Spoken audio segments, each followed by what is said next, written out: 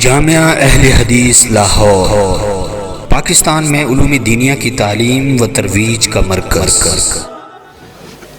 السلام علیکم ورحمۃ اللہ وبرکاتہ۔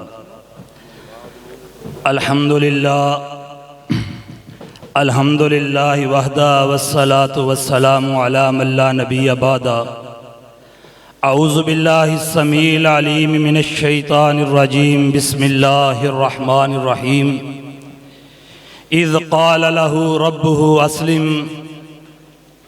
جب ابراہیم علیہ السلام کو اس کے رب نے کہا کہ فرما بردار ہو جا، مطیع ہو جا، قال اسلمت لرب العالمین، تو ابراہیم علیہ السلام نے فرمایا میں مطیع ہو گیا، فرما بردار ہو گیا اس رب کا جو تمام جہانوں کو پالنے والا ہے۔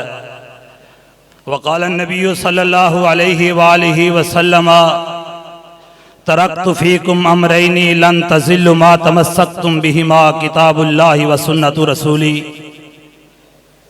کہ لوگو میں تم میں دو چیزیں چھوڑے جا رہا ہوں، جب تک تم ان کو مضبوطی سے تھامے رکھو گے دنیا کی کوئی چیز تمہیں گمراہ نہیں کر سکتی۔ صدق اللہ العظیم۔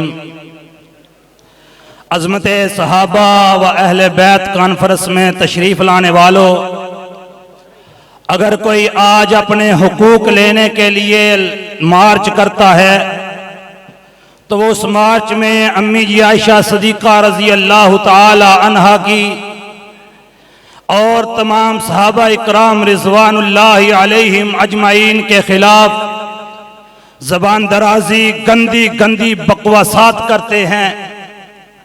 سوچنے کی بات یہ ہے کہ وہ لوگ ایسا کیوں کرتے ہیں، ان کو کسی کا خوف کیوں نہیں؟ میں سمجھتا ہوں کہ آج وہ وقت نہیں کہ کوئی دکاندار اپنی دکان چھوڑ کر، کوئی مالدار اپنا مال چھوڑ کر، کوئی عیاندار اپنی عیانداری کو چھوڑ کر، کوئی تاجر اپنی تجارت کو چھوڑ کر، طالب العلم اپنے اس ماحول کو چھوڑ کر، کالج، اسکول اور یونیورسٹی کے بچے اور جوان اپنی نصابی کتابوں کو چھوڑ کر تاریخ اسلام یا دین اسلام کا مطالعہ کریں۔ جو وقت گزرتا جا رہا ہے ہمارا رشتہ، ہمارا تعلق، ہماری نسبت ہمارے بھروسے کو توڑتی جا رہی ہے۔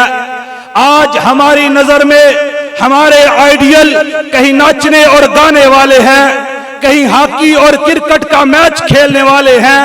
آج کے جوان سے پوچھ کر دیکھ کہ تیرا آئیڈیل کون ہے، تو کوئی کسی کلاکار کا نام لیتا ہے، کوئی کسی اداکار کا نام لیتا ہے، کوئی کسی ڈائریکٹر ایکٹر کا نام لیتا ہے۔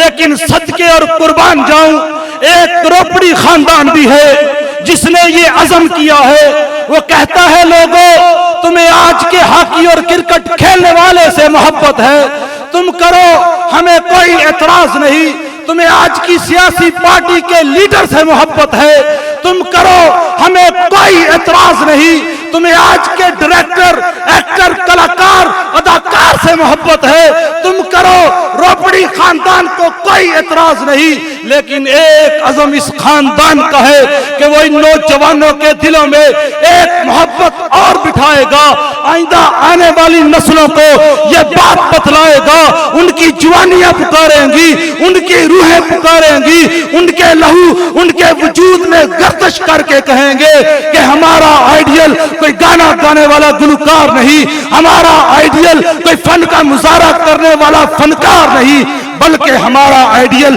یکم محرم کو مصلی رسول پر تڑپنے والا فاروق اعظم ہے۔ یہ روپڑی خاندان کا عزم ہے۔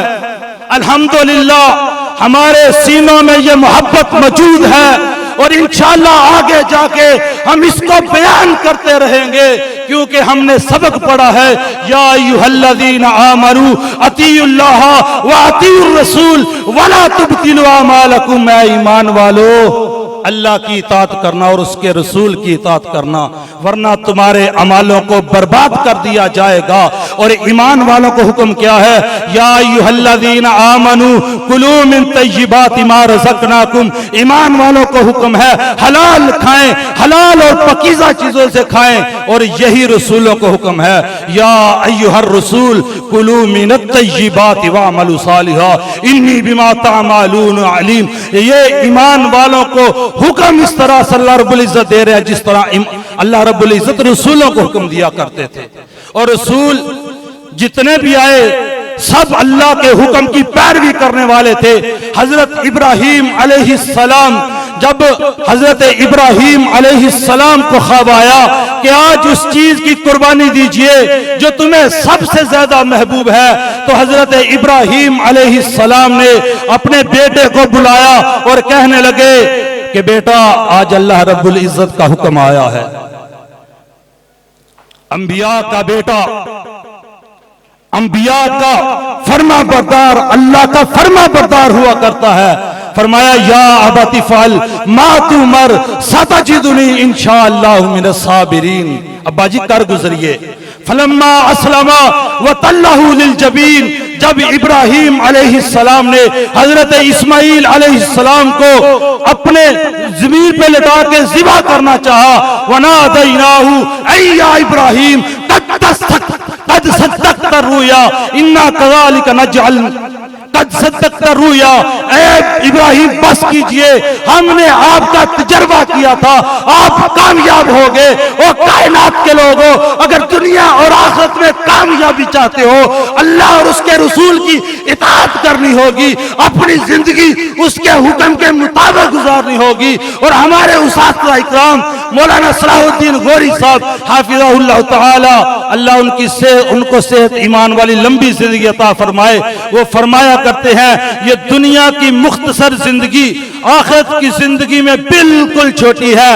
یہ دنیا کی مختصر زندگی اگر اللہ اور اس کے رسول کے حکم کے مطابق گزارو گے تو کل قیامت کے دن انشاءاللہ تعالی آخرت کی لمبی زندگی اپنی مرضی کے مطابق گزارنا۔ قرآن کہتا ہے ان الذین قالوا ربنا اللہ ثم استقاموا تتنزل علیہم الملائکہ۔ فقیران آئے تھے صدا کر چلے، اللہ تمہیں خوش رکھے، ہم یہ دعا کر چلے، انشاءاللہ تعالی حیات باقی، ملاقات باقی۔ وآخر دعوانا ان الحمدللہ رب العالمین۔